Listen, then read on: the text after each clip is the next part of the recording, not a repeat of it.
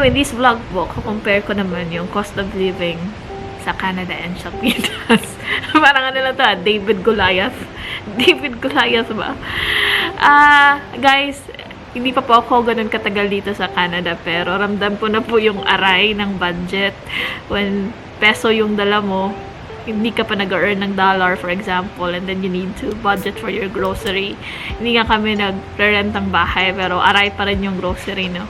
But, my ways po on how to tipid here in Canada. Paano ka magtipid sa Canada? Mamaya, I'll give you some insights on that. Pero ngayon po muna, may nagtanong, how many times ba mas mahal ang Canada sa Pinas? Actually po, pag hindi kayo matipid, mahilig kayo sa eat out and everything, and mahilig kayo sa magagarang bahay, hindi kayo mahilig sa ukay-ukay or thrift store,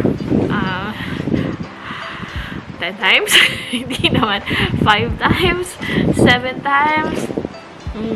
Hindi naman po ganun ka-OA. Pero, less the exaggeration, mas mahal po talaga ng around 1.5 to 3.5 times yung Canada in several factors. Especially sa rent factor, sa eat-out factor, wala pa din yung tip ha. And sa grocery naman, hindi naman nagkakatalo kasi meron namang mga dollar stores here. I mean, hindi naman ganon ka nagkakatalo relative sa income. Dito kasi nag-earn ka ng dollar, so you spend dollar.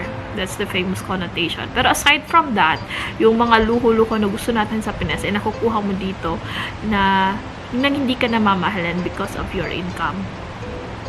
Like ice cream. Like, pang lulo sa grocery na sa Philippines, na umaaray talaga tayo pag binibili sa grocery store. So, ibang usapan na po yun. But, in total, mas mahal talaga dito ng around 1.5 to 3.5 times per person. Noting the cost of living.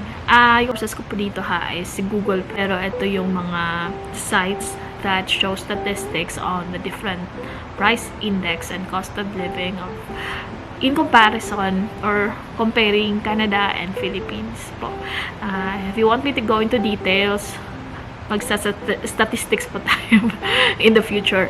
Pero as of now, yeah, that's the average. For example, sa rent, merong 3.6 times na mas mahal yung rent sa Canada kasi sa Pinas. Meron namang site dito na 2.5 times lang. So, halimbawa, sa Pinas is 10,000, dito 25,000 na yung rent.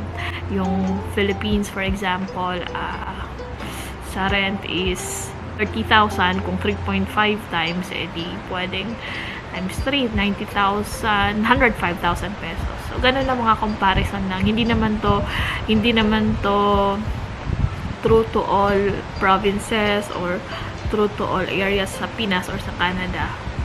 But, eto po ay index or in average. So, again, mas mahal po talaga dito. Pero hindi naman ganun ka-exage yung kamahalan. Because, again, relative to your income, kaya mo naman po yung expenses if you will just live frugally and not beyond your means. Okay. But again, yung lamang lang dito ng konti, if matipid ka, makakain mo yung mga gusto mong kainin before.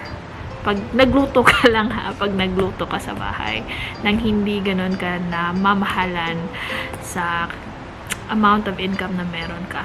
I mean, relative to the income that you have.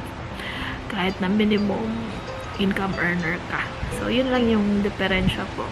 But when it comes to housing rent, mahal po talaga dito, guys. Kaya, many Filipinos are advising those who are temporary foreign workers here that are already taking PR pathway to invest in houses, to save for down payment para bumili na ng bahay, para at least pag meron ka na pong equity in the future, you can sell it if hindi mo na gusto yung lugar o yung bahay. Parang savings, hindi nga savings, pero at least meron kang panghahawakan na banknote or pera in the future. I know this is just a broad a cent or two, but I hope I was able to answer a few of you questioning how much more expensive is Canada than compared to the Philippines. So yun, in average is depending on the factor, it's about 1.5 to 3.5 times across all areas of cost of living. Okay, across all the criteria of cost of living. I'll see you later. Bye.